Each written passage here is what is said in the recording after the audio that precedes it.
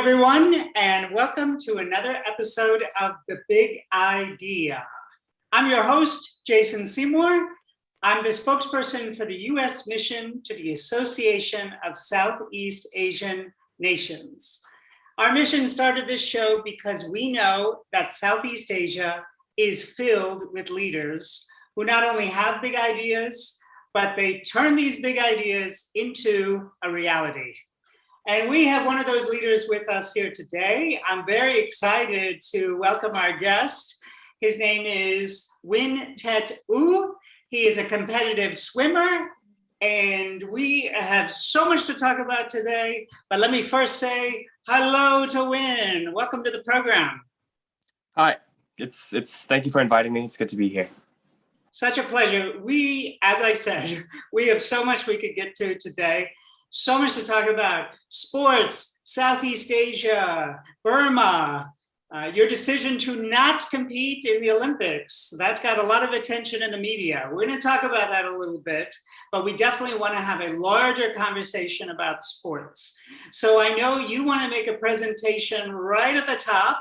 I will save my questions, although I'm very anxious to have our conversation, but I know you have a lot to share with our audience and with me. So I will give you the floor. Sure. So if we could get the slides up. So,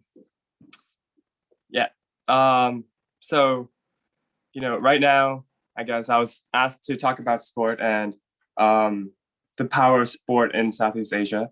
And it's in the context of what's happening in Myanmar, where there are daily reports of killings. The junta is continuing to arbitrarily arrest, detain, and loot and murder innocent civilians. And just recently, the death toll now stands at more than 1,000 people. And it's in this context where I'm trying to think about sport and how it can be used as a force for good in Myanmar and in similar countries in Southeast Asia that have multi-ethnic societies and are emerging from conflict. So that's the context of my discussion. And next slide, please.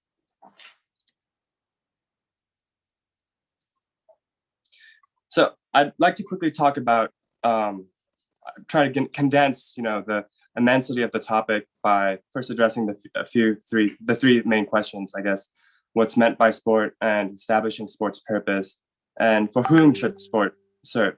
I think those are the key questions that Myanmar people should ask, and other people also who expect more from sport for their communities. Next slide, please. So there are many definitions for sport. The first quote in this slide, I guess, is a bit more specific, while the second quote is a bit more holistic. It includes recreation and well-being, and I guess the sport would also include aspects of play. Children in the kindergarten would be considered sport, I guess, if you look at it from a very holistic perspective. Sport, I guess, can just be defined as general physical movement that leads to mental well-being and social interaction. So next slide, please. So I'm trying to, I guess, in this discussion, talk about how sport's purpose should be about deliberate, humane development, and for communities and for nations in general.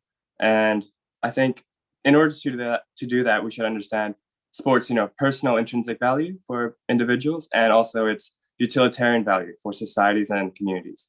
Next slide, please. So I guess in order to do that, a quick discussion about the historical context of sport would be wise. And I guess where we should start off is, I guess, with Burma's experience with being a colony under the British Empire. So, Myanmar, I think the most famous popular sport is association football. And this was given to Myanmar on the back of, British imperialism.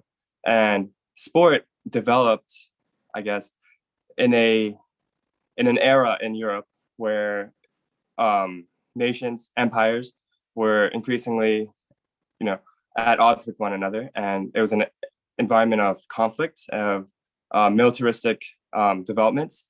And in England, sport developed in, the prestigious state school systems like the rugby school or Eton, where Association Football developed, or rugby union developed out of the rugby school. And in the rugby school, I can talk, I guess, more specifically. It was led by Dr. Thomas Arnold, who was the headmaster of the rugby school. And he saw, I guess, in sport, he didn't directly promote the playing of games, but he saw value in sport for its value in creating, I guess, young students, young boys who would go on to become strong and, to be the leaders of the next generation of the British Empire. And that was why sport was promoted in his schools and in other very prestigious schools in England. It formed a part of the philosophy of a muscular Christianity, where they believed they would create, young men, young boys who would be shipped off to the corners of the empire to civilize the colonized. And sport was a part of that in their development. And it was used as a means also to civilize the colonized people of the British Empire and other empires, European empires. So I guess that's a very quick overview of the pedagogy of sport. And we should also talk about the influence that Dr. Thomas Arnold had on the founder of the modern Olympic movement, Pierre de Coubertin. He really saw in Dr. Thomas, in the British sports systems, I guess, an ethos that would unite rather than continue to lead to antagonism between the European powers. And the use of sports and pedagogy, the connection, the nexus between them was also imported to Asia. And in the colonized people also, we took sport and we tried to subvert sport and use it for our own means to show that the colonized had equal worth to the Europeans. And it was used in that way to show our ability to also, beat Europeans in sporting contests, but also to be worthy of self-rule and independence. So moving on, we went to, the post-colonial world, where many countries that emerged from the colonial experience saw sport as a modern, entity, a modern means to show that they are successful, independent nations, and they would use games like the Asian Games, Southeast Asian Games, and the Olympics to compete with the best in the world and show their worth. So next slide, please.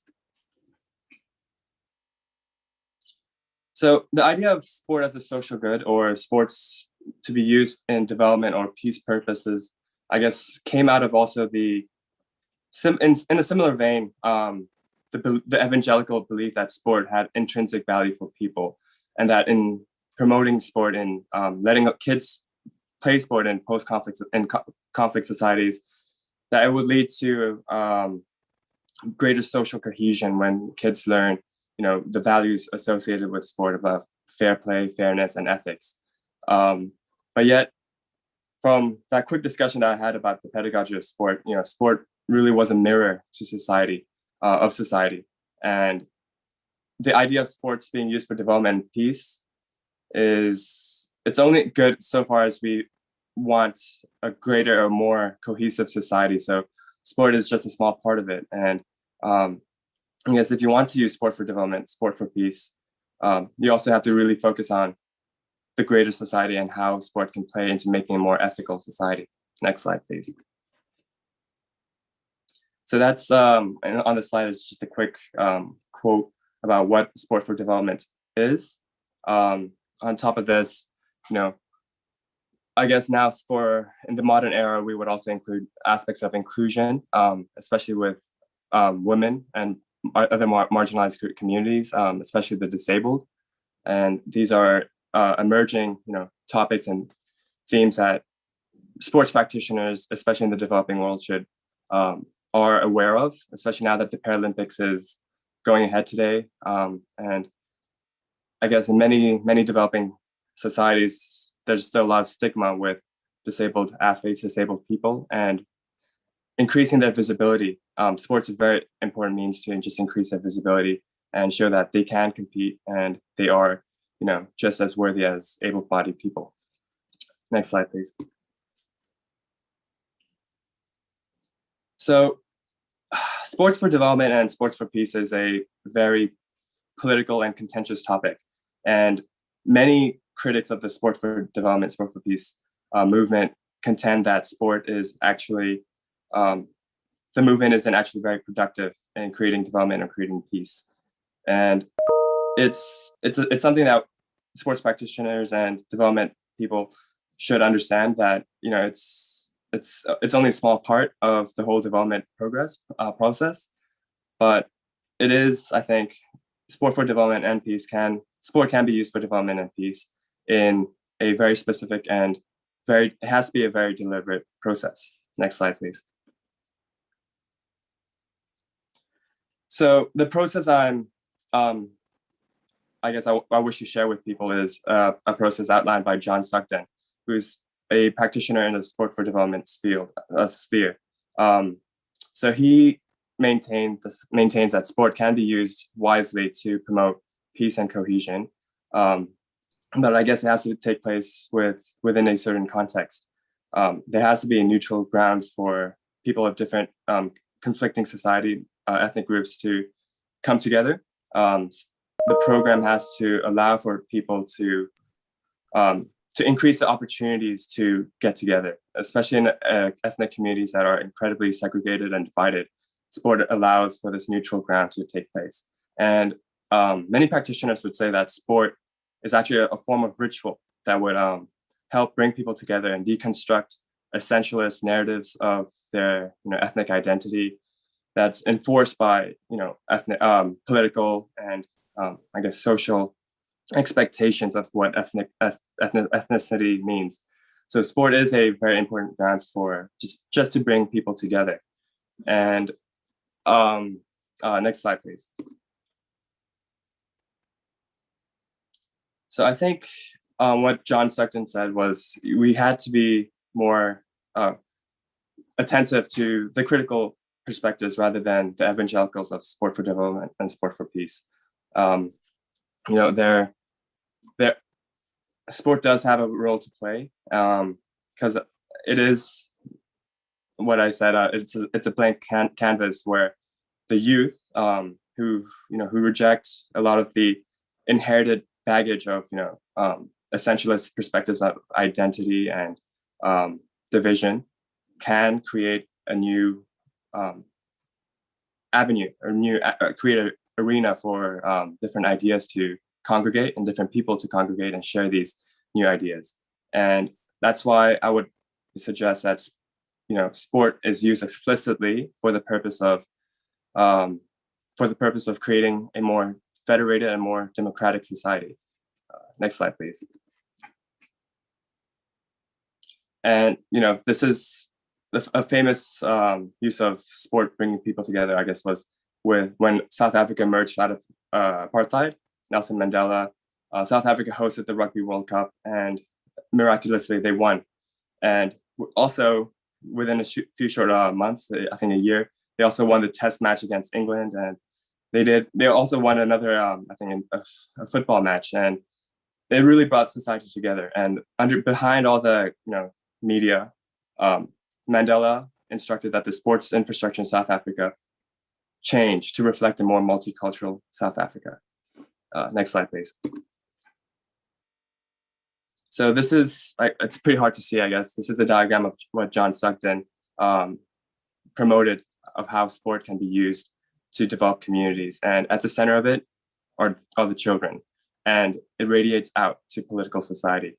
And John Sugden also talked about using a covenant, a universal covenant that different communities can get behind, like the United Nations Declaration of Human Rights is one example, and using that as a guide for how sports organizations can be more ethical and use sports for a very, I guess, practical way to make sure that peace is sustained and communities can come together.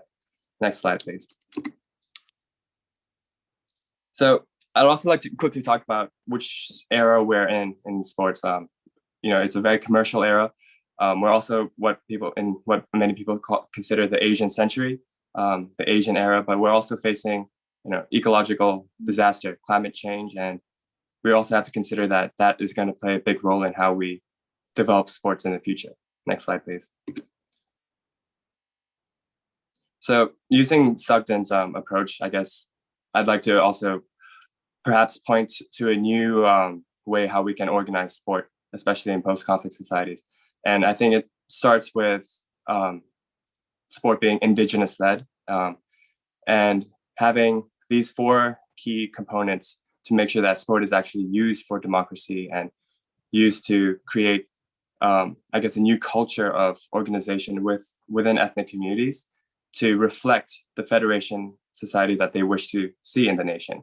So sport is just a simulation, I guess, of the federation that they wish to see in Myanmar, or that's fair, that's inclusive. And to do that, we can use, universal confidence that I've, shown here as examples, but definitely local charters, local constitutions should be consulted. Of course, now in the modern era, inclusivity is, the bare minimum. We need to make sure that girls, women, and other minorities are included in the sports process. And we also have to make sure that these ethnic sports organizations can maintain their autonomy and also follow the federated model that I guess they would wish to see in the national political sphere.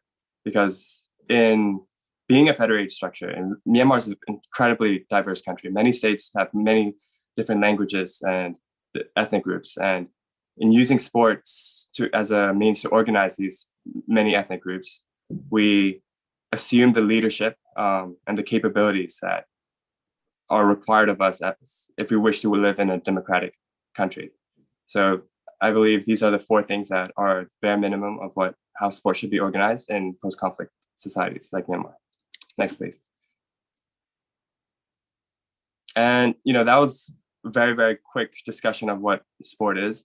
I wish I was a bit more eloquent in speaking, but I'm a bit nervous. So I guess I just want to end by saying this. I wanted to discuss the pedagogy of sport and sports roots and imperialism by showing that sports was very effective in furthering, I guess, an imperialist morality. And we know that it's effective because football is played across the world now. The elite that grew up out of these schools in Europe and Britain came to the colonized world and promoted sport, and they promoted their vision of sport. And the colonized people took that sport and subverted it because they knew the power of what sport was. And I think in many post-conflict societies, that power of sport should be given to the indigenous people, and that they should be able to organize along federated lines to, I guess, take that power of sport and use that to reflect the society that they wish to live in. And yeah, that's all I want to say. Thank you.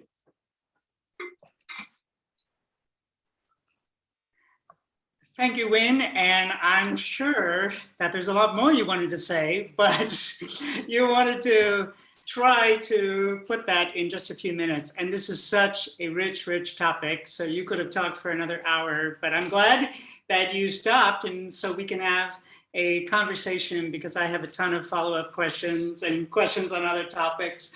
But I do want to stop for a moment and invite our audience. If you want to join our conversation, all you have to do is add a question to the chat box. We will do our best to get to your questions, but I have plenty of questions on my own.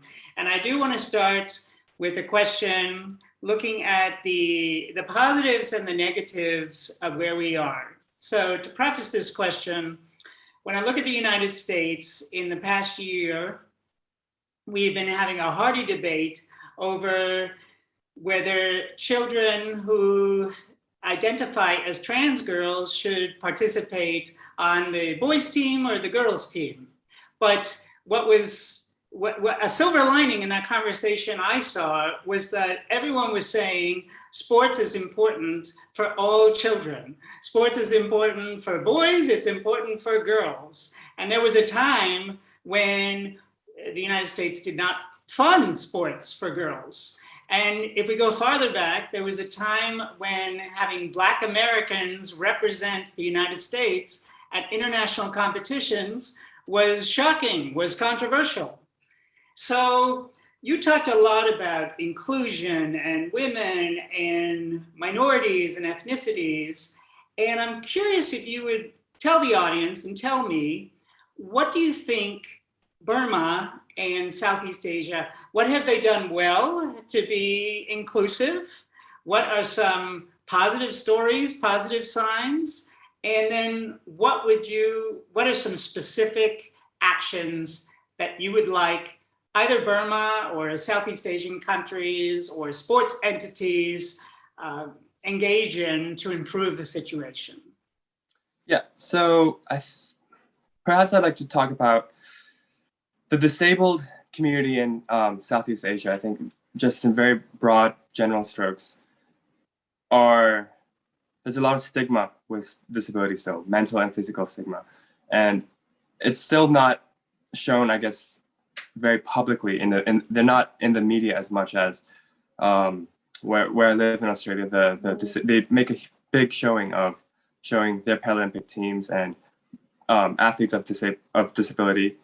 And I think in Southeast Asia that still the media especially still has a long way to go to making sure that the disabled people have a voice and that they can be seen in a light that gives them meaning and gives them dignity.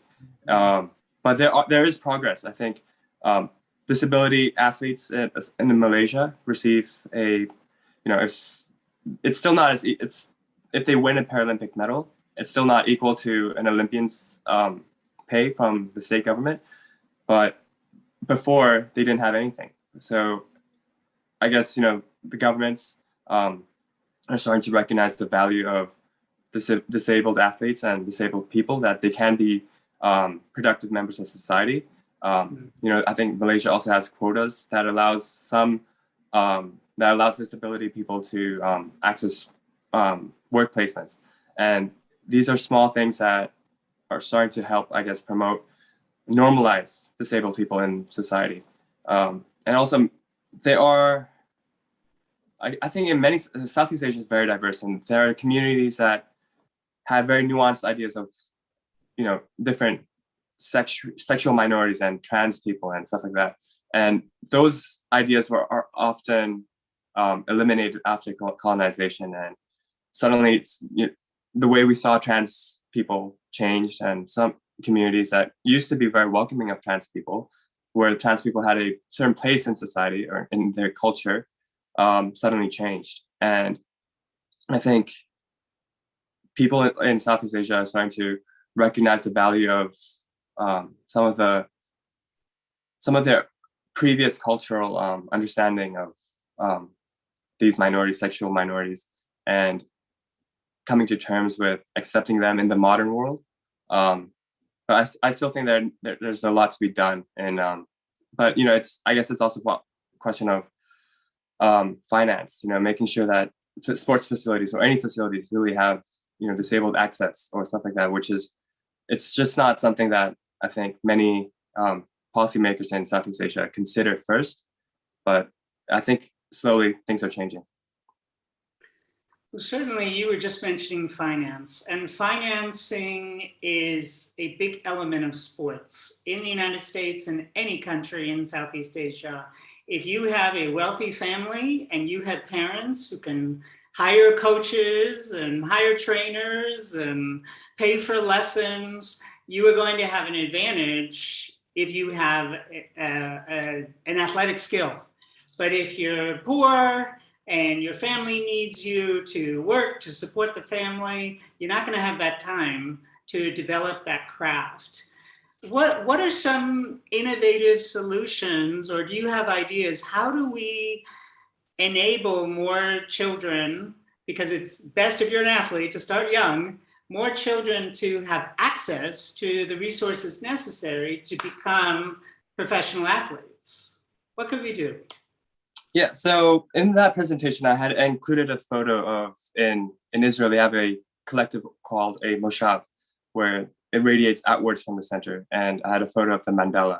So I think a practical and very local method of training children in athletics, in sports, in just general movement and fitness is with the school grounds, within the village community, having access to a ground, a space. It doesn't have to be, a full football-sized pitch.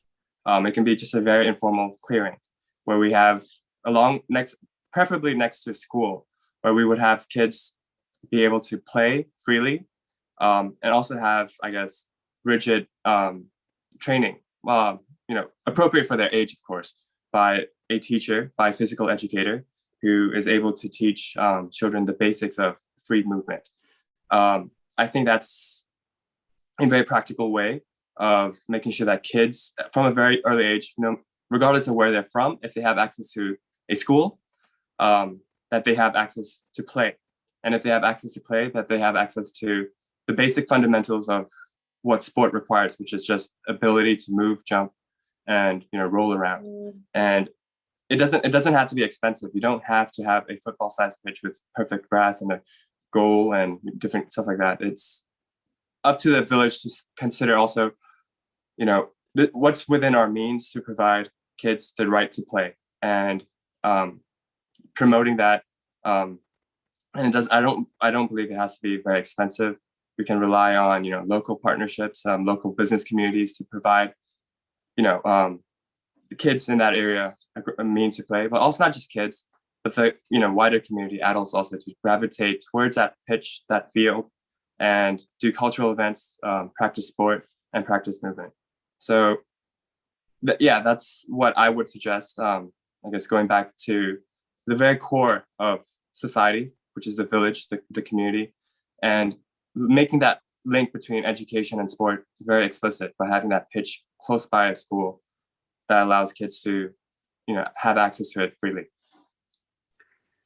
Well, I completely concur with you. Beyond the many studies that have shown the importance of play and physical activity for children, there are also studies that show that some children are very into school for all the traditional academic topics, but some children are more likely to stay in school if you have arts and you have music and you have sports. You have other topics that touch into the variety of skills that children have. So there are just so many benefits to having sports in education. Absolutely. So I know that our audience is really wanting to get to the political element of your career, but I'm going to hold off for just a moment, audience, because I do want to ask you another question first. And that was, in your presentation, you showed an image of a Greek statue of an athlete. And pretty much everyone who follows sports will say, oh, I've seen that statue, or I've seen a statue that is similar to that. But that is a European form of sports, and you discussed that. And there are a wide range of Southeast Asian sports. I was reading about sepak takraw and sepak kenchi and some other sports that I have not had the luxury of seeing yet. So what could Southeast Asia do to promote sports that are endemic to Southeast Asia so that the whole world could enjoy them? Well, I love what the Southeast Asian Games does. Each host nations, they're allowed to promote their sport, any sport, and they often always promote an indigenous sport to promote their standing on the medal table. It's a very unique feature of I guess regional international competition formats, because some might say it's not fair.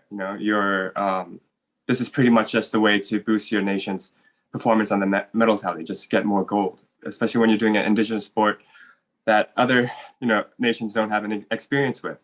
But I think as a Southeast Asian that has competed in the Southeast Asian Games, I think it's fine. I think it's fair because it promotes, these sports in a very public, very media-focused environment. I think many nations promote indigenous forms of martial arts, which is, I think, can lead to greater understanding because a martial artist who maybe could consider themselves generalists and focus on learning about martial arts across ASEAN states and therefore competing in that way and learning the language of martial arts, learning the different cultures. And I think it would help promote, greater unity between ASEAN and Southeast Asian martial art athletes. And it does help these indigenous sports have, a high performance, I guess, venue to express themselves. And I think that's one of the reasons why I like the Southeast Asian Games. It does help promote indigenous sport in that way. And Southeast Asian Games are quite progressive. They're also including esports now, the 2019 SEA Games. And, they're very expansive in their, definition of sport, which is something I like. Now, you mentioned during your presentation that Southeast Asian martial arts had a set of ethics that was different than the European or colonial model. What did you mean by that? Yeah, so in many ways, I was mostly focusing on the East Asian martial arts, with judo in particular. The founder of judo was also greatly inspired by European pedagogy of sport. And he tried to infuse that for a Japanese context. Judo is considered one of the more modern martial arts, but even the martial arts that we're familiar with are actually a bit more modern than we think. We often see East Asian martial arts as being very ancient, very ancestral, and having a sort of Orientalist appreciation of these arts. The pedagogy, though, can be considered quite ancient. There's a belief that, Wu and Wen need to be balanced. The civic and the martial faculties of a person needs to be balanced for a person to be fully human. Balancing the civic and the martial values to be more conducive to society, and the martial values that are very ethical and that are very self-defense focused. And for Southeast Asian martial arts, I'm not too sure if they've had this pedagogical influence, but there could be. Many of these martial arts can start taking on traditions that are akin to their East Asian counterparts, but also many of these martial arts could be very commercial. The Myanmar has a martial arts called Lewei, which is very a lot of organizers were exploring its commercial opportunities before the coup, and it was taking on, it was growing in popularity. But yeah, so these martial arts, I think MMA is also being considered potentially as an Olympic exhibition sport. Not MMA, excuse me, Muay Thai. So this is going to make Muay Thai is already huge, and it's becoming, if it has an Olympic debut, it'll be great for Southeast Asian representation. And before we get too far down talking about martial arts, let's pause for a moment and talk about your career and your life as an athlete. You are a competitive swimmer. When did you start to realize that you wanted to spend most of your time learning how to swim in the athletic arena? So around when I was 7 or 8, that's when I learned about the Olympic Games, and that's when my father told me that early Burma in the 1950s and 60s had success in sports, but we've since, after the first military coup, lost our success or lost our standing in sport, especially in Asia. And it dawned on me when I was a kid, when my father told me about having the privilege to exercise sport and to be a swimmer. I wanted to make sure that I use that privilege to the best of my ability to, represent Myanmar as best as I can as an athlete. And the goal for me was to get to the Olympic Games by making meeting a merit mark, the Olympic standard time. And I trained for years to get that standard. I got that standard, but of course I couldn't go to Olympic Games as long as the Myanmar Olympic Committee was being controlled by the military junta after the February 1st coup. Well, since you went there, let's pause on there for a moment and let's talk about it, because we got a question which encapsulates what we all want to know. And this is from Thanakorn Chudasri.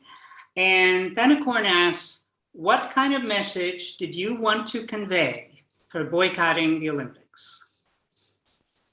I guess the message I really wanted to send out was, I guess I stood in solidarity with Myanmar people who were performing the civil disobedience movement. I couldn't pretend, I couldn't support the idea of normalcy by just keeping quiet, going to the Olympic Games while people in my country were being massacred by the military. And I wanted to say, I guess, after that I would not accept the military's influence over the Myanmar Olympic Committee. That was my stance. The Myanmar Olympic Committee should be neutral. It should not, and the Myanmar military should not. It should not be in government, but it's as an athlete, where I'm under the Myanmar Olympic Committee, I would not accept the military's authority over that committee. Now, you made this personal decision. Do you think that international sports bodies, international competitions, should they delve into politics? Should there be a consequence for the actions that Burma is conducting in the sports world? Or do you think it should be left to individuals such as yourself to make the decision to boycott or not? For what would you advocate? Yeah, so just looking at how international sports administrators, managers, very influential people, mostly men, have presided over global sports, I'm always upset whenever there is a crisis, a societal crisis, and they disappear into the background and they say, okay, let the humanitarians, let the politicians handle it, rather than say, hey, how can sport be used to help people? And I think sport, going back to its foundations, modern sport, I think sport is, especially for people who want to be free, people who want to establish democracies, sport must be explicitly made for the purpose of establishing democracy.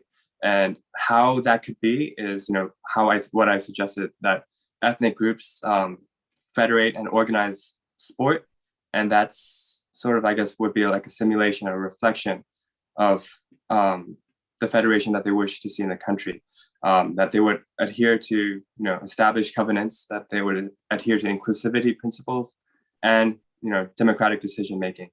And I wish people would see sport as, I guess, an influential vehicle for social progress, for social change, and for political change.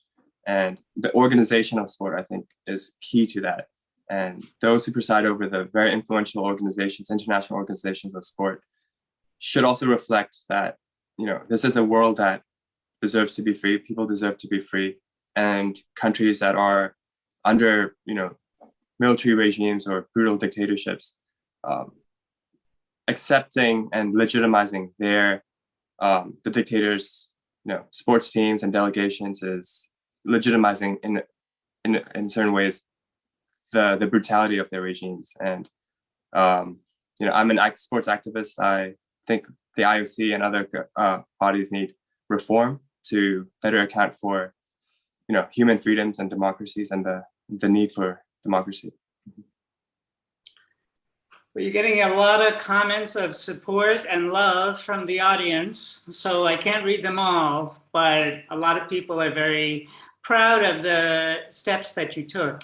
And of course, that the international community has made a lot of comments about what has happened in Burma, and the ASEAN is the 5-point consensus plan, and the United States, our vice presidents just today spoke out against what is happening in Burma. So there are a lot of steps that people can take. Making official comments, and small steps that people can take, such as what you did. Although I wouldn't say it's a small step, I misspoke there. It's not a small step because it really was a sacrifice for you and your career. So we received one question from the audience from Sarah from Indonesia, who wants to know, what's your advice for future Burmese athletes, or let's just say Burmese athletes right now who are thinking about competing either domestically or in international competitions? What is your recommendation for them?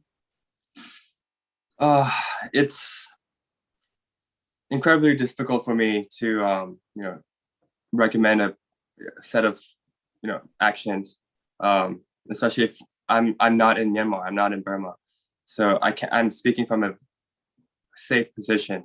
Many people, many athletes in Myanmar are in very precarious situations, and competition, even playing sport, could be dangerous for them. There are reports of the military was shooting into football pitches and stuff like that while players are on the field.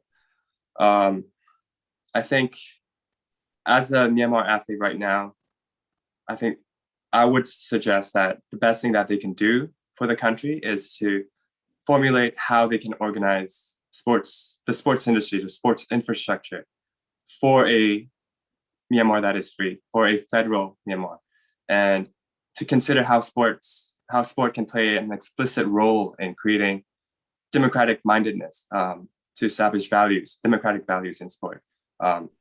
I keep going on about the pedagogy of sport because, it was very powerful. That idea of imperialism in sport, established sport across the world. And if we bring sport and the ideals of democracy and freedom together, I think it could be a very powerful force. And especially if we put that power in the hands of ethnic people, in the hands of indigenous people to, use sport for their own purposes of, self-expression in a federal country. That's something that Myanmar athletes should, start thinking of. Myanmar sports managers should start thinking of how we can, bring ethnic people into the fold, and how ethnic people, can start leading, organizing, and training themselves, developing the capacity to promote sport, not just for sport's sake, but sport for freedom's sake. And maybe, theorizing, reading, and maybe, thinking about those issues would be the best point for Myanmar athletes and Myanmar sports managers who are suffering during this very difficult time. Well, as you have said, and many philosophers and athletes and people in the world of sports have said, sports has a tremendous potential to bring people together, to create cohesive societies, to improve the lives of people. But it's only if there's an ethical core and a humane core to sports. And I know you agree, and I know that's what you're saying. So I want to take a moment to go back to the broader topics that people are talking about in sports. In particular, there's so much pressure to be competitive. And this pressure has resulted in some unethical behavior. We've had doping scandals. We've had people push their bodies to such a limit that they start having long-term damage to their bodies. How do we prevent that? What have you seen that has been effective by countries or international bodies, or maybe laws need to be passed? What do you think should be done? So those issues, I think, primarily affect those athletes in the sports pyramid at the very, very top. The sports pyramid is, the top you have high performance sport, professional sport, and at the very bottom you have the large participatory base of grassroots involvement in sport. And those athletes who are making their way up to the high performance peak, or there are lots of athlete development models, like the long-term athlete development model, foundations, talent, elite, mastery, that the Australian sports industry uses. And when you're in that, I guess, talent identification elite stage of athlete development, there's a lot of pressure for you to try to move on to higher stages of, development as an athlete. And these models, I think unnecessarily, I guess a lot of athletes within these, their development as an athlete only consider themselves as a developing athlete rather than as a developing human. Many of these athletes are, under coaches and under sports organizations that are really overwhelmingly just promoting performance, and rather than a holistic view of developing them as humans. That's why in that slide I said deliberate humane development. And athletes need to be treated as not just a means for medals and performance goals, but also as an ends to them, as themselves, as people. And I think, especially in the very mature sports systems, the shift is starting to take place, but it's still very slow. There was a New Zealand cyclist, I think, who, faced with the pressure of, not of missing the team, took her own life. And it's not rare. Many athletes do these, or feel like their whole identity is as an athlete. Mm-hmm. And I think it's important for athletes and sports organizations to consider themselves also athletes as human beings, and not to keep them in silos. So there needs to be, I think, amendments to athlete development models to consider also athletes as not just athletes, but human beings in society. I guess athletes are considered, people, I think academics use the term liminal. They're just in corridors, they're neither here nor there. But, athletes are a part of society. And we just need to make sure that they're able to contribute to society, and their value is not just that in, their performance. So, yeah. Well, anyone who wants to be the best, be the top at something, whether it's an athlete or you want to be a CEO of a company or you want to advocate for a political passion, there's pressure, there's stress. And given that you have been very successful and you are a competitive swimmer, you are one of those people at the top, how did you manage what were your tips for controlling your stress without resorting to drugs or resorting to a very extreme unhealthy diet or all the habits, all these dangerous habits? How did you avoid falling into that trap? So I guess for me, the way I dealt with the stress was trying to think of myself as more than an athlete. I think a lot about identity a lot, just conceptually. I know that despite training up to 6 hours a day, being an athlete is not who I am as a person. Even though it's something that I've been dedicating my pretty much my whole life to at the moment, I knew that after I was done with sport, I needed to be someone else. I needed to be someone else. I needed to be a human with other capabilities than just being able to swim one lap, quickly. So I think that's one way athletes can, or other people who have to deal with stress in very narrow work, specialized work, should think about, trying to deconstruct their identity, trying to say, hey, you know what, I'm not going to overconform. I'm not going to underconform, but I'm going to find a happy middle ground where I can also develop other faculties of the mind, of the body that can help me be productive in society after I give up sport or whatever, specialized work that I'm doing. So yeah, just deconstruction of identity and considering yourself in a very holistic view. And finding some balance. So much of life is finding some balance. Doesn't mean don't be passionate, don't go for your dreams, but having some sense of balance. Now you have some big fans in the audience, Coach Hazel and Min Min, besides giving you lots of wonderful compliments. They're wondering, are you thinking of competing in the Olympics in 2024? Is that in your mind?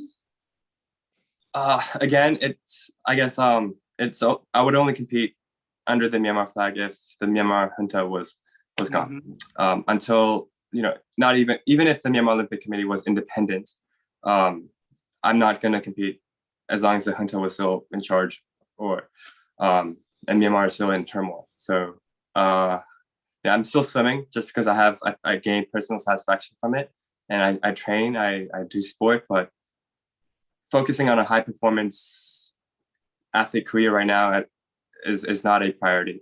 I think trying to help people in Myanmar through, trying to fundraise, give material aid to people in Myanmar is something that I should start dedicating myself full time to. Yeah, you have clearly made your decision. What do you have recommendations for people who are living outside of Burma, Myanmar, who would like to help in some way? What would you recommend to them? I think Myanmar people in the diaspora community have very strong local communities that are already organizing and continue to organize fundraisers, marches, and political support, gathering political support in their host nations to support stronger action in Myanmar. And I think continuing to participate in those actions is something that we can do. Also considering, I guess being hopeful but not just being too blind by hope, but we can start thinking about ways how we can envision a federal Myanmar. And I, as an athlete, as someone who studies sports, can start thinking and theorizing about how we can organize sports along lines that support democracy in Myanmar. And that's what I can do as a Myanmar athlete, Myanmar sports person. Other Myanmar people with other interests in arts or culture or other fields can start considering how they can also contribute to a Myanmar that is free. Because I am hopeful that Myanmar will shake off the military. I don't know if it will be soon. I don't know how long it will take, but it will happen. And when it does happen, I think we need a lot of people with theories and the ability to put theory into action by working with the people in Myanmar to help support the new federation that we wish to see. I'll pause for a moment and speak to our audience to add what Win was saying. If you're not already a member of the Young Southeast Asian Leaders Initiative and you're between the ages of 18 to 35, we have lots of people who are part of our network who care about Burma. They're either living in Burma or they're outside of Burma, but they are focused on this issue. We would be happy to put you in touch and see what you can do together. The US mission wants to support you and wants to support this important cause.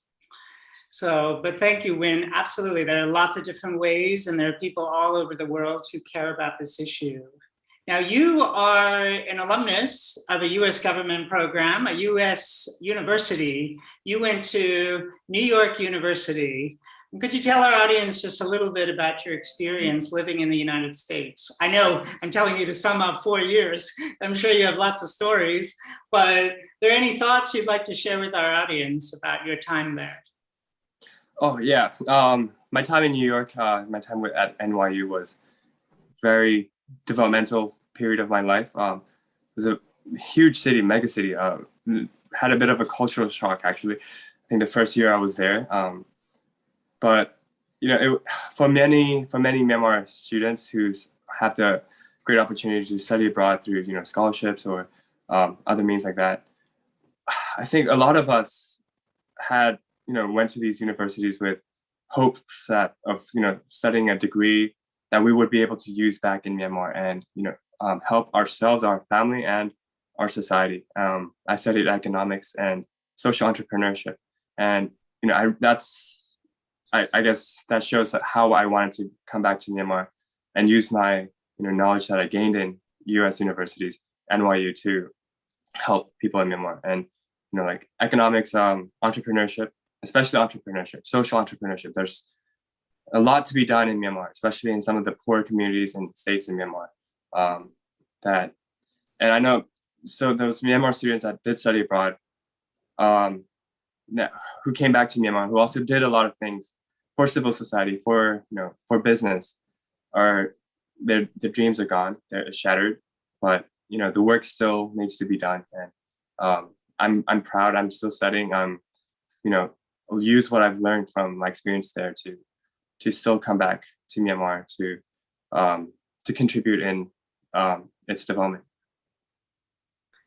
I remember President Obama said that history is not a straight line, it's a zigzag. So, history it's not always straight progress. I mean, it shifts. So no one should give up hope. All the skills that you gained in the United States and that you're developing in the world as an athlete, as an academic, you're having an impact. And lots of people in our Waisili network, lots of Southeast Asians are having an impact. So we none of us should give away our hope. We should continue to hold on to it, and a better day will come. I know sometimes it's hard to believe that, but it's true. Things will get better. So did you notice anything about sports in the United States? Did you have any particular insights about how the business of sports occurs in the United States that you think are useful models for Southeast Asia? I mean, we both have things to share with each other. No system is perfect, but any insights from how America operates sports? Yeah, so the NCAA system was something that I really did grow to appreciate. I think now the big discussion with the NCAA is allowing these college athletes to earn a living on their own talent and getting paid, not just as amateur athletes. So there's reform that needs to be made, I think, with the NCAA. And I like the college system that creates talent, that develops talent. Many of the Olympic sports in America, I think, rely on the NCAA system to train athletes and to train athletes for the Olympics and to succeed in the Olympics. And the university system is something that I think many nations with developing sports systems could emulate, could develop. I guess one thing I would suggest is,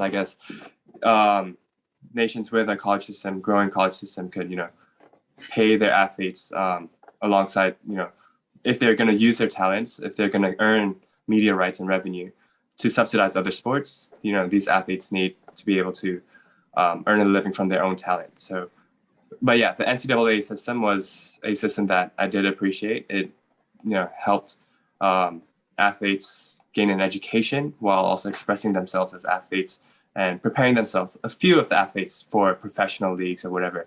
But it does help a person, a student, develop their physical faculties, their mental faculties, while providing for it in a very, safe and productive space. So yeah, the college system there was something I think that many countries should look at emulating if they can.